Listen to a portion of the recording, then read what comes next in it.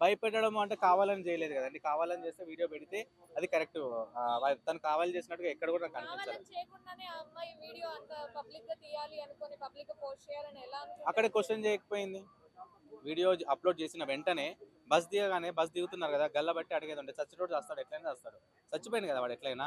కానీ నువ్వు క్వెషన్ చేయకుండా సోషల్ మీడియాలో పెడితే అది ఎంతవరకు కరెక్ట్? అంటే నువ్వు ఒక విషయం జరుగుతున్నప్పుడు దాని మీద కొట్లాడాలని నీకు లేదా? కొట్లాడాలి కదా! తప్పు జరుగుతుంది, అన్యాయం జరుగుతుంది. అమ్మాయిలైనా, అబ్బాయిలైనా ఇక్కడ ఏదైనా జరుగుతున్నప్పుడు తను అడగకుండా సోషల్ మీడియాలో పెట్టడం ఎందుకు? తను క్వెషన్ చేసి అడిగితే తను ఒప్పుకొని ఉంటే అప్పుడు బాగుండేది.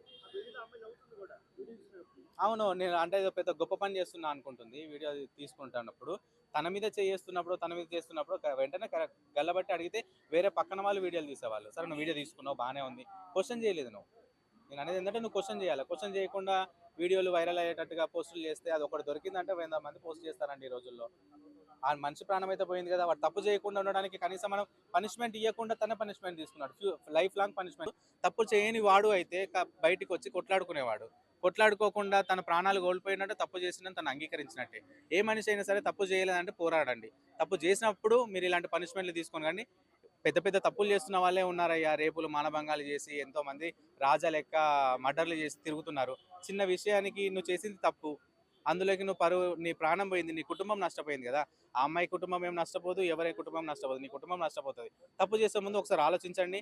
నేను చేసిన పబ్లిక్‌లో ఎలాంటి పనులు చేస్తున్నా, పబ్లిక్‌లో ఎలాంటి ప్రవర్తన నాదుంది అని ఆలోచన చేసి చేయండి. నిజానికి ఆ అమ్మాయి తీసిన వీడియో మంచిదే అనుకోవాలి అందుకు. చాలా మంది మారుతారు. కానీ ప్రాణం పోయింది కాబట్టి ప్రాణం గురించి కూడా ఆలోచించాలి మనం. అలా ఏం లేదండి. అమ్మాయి అంటే చాలు అందరూ సపోర్ట్ చేస్తున్నారు. ఇయాల రేపు వైరల్ అయిపోతుంది. ఇంకోటి సపోర్ట్ దొరుకుతదా అంటే సపోర్ట్ ఖచ్చితంగా దొరుకుతది. అది ఎప్పుడు దొరుకుతది? అక్కడ తప్పు జరుగుతుంది అనే టైంలోనే సపోర్ట్ దొరుకుతది. మొన్న అనసూయ విషయం చూసుకున్నాం. అనసూయ అమ్మాయే. కానీ అక్కడ తనకు సపోర్ట్ దొరకలేదు కదా! న్యాయం లేదు. Correct point లేవక్కడ. శివాజీ దగ్గర కరెక్ట్ పాయింట్స్ ఉన్నాయి. అటే మాట్లాడినాం. ఎటు న్యాయం ఉంటే అటు జనాలు మాట్లాడతారండి. అంతే తప్ప అబ్బాయి అని జెండర్ ఫీలింగ్ ఏం లేదు. న్యాయం ఉన్న దగ్గరే ఎవరైనా జస్టిస్ చేయడానికి, పోరాడడానికి ఒక అవకాశం వీలు అనేది ఉంటుంది. ఇప్పుడు ఆయన చనిపోయారు కదా! అవును. ఆయనకి ఎలాంటి న్యాయం దొరకలేదు. అతనికి న్యాయం దొరకదు. కానీ తన కుటుంబం ఒక చిన్న చెడు ముద్రతోటి లైఫ్ లాంగ్ వాళ్ళు ఫేస్ చేయాల్సొస్తది. తన కుటుంబానికి ఎప్పుడు ఒక చెరగని ముద్ర వేసిపోయిండు. "నువ్వు చచ్చినవురా బాబు! కానీ నీ ఫ్యామిలీని ఎందుకురా స్పాయిల్ చేసినావు?" అంతే నా ఫీలింగ్. అంతకు మించి తనకేం చెప్పలేం కదా!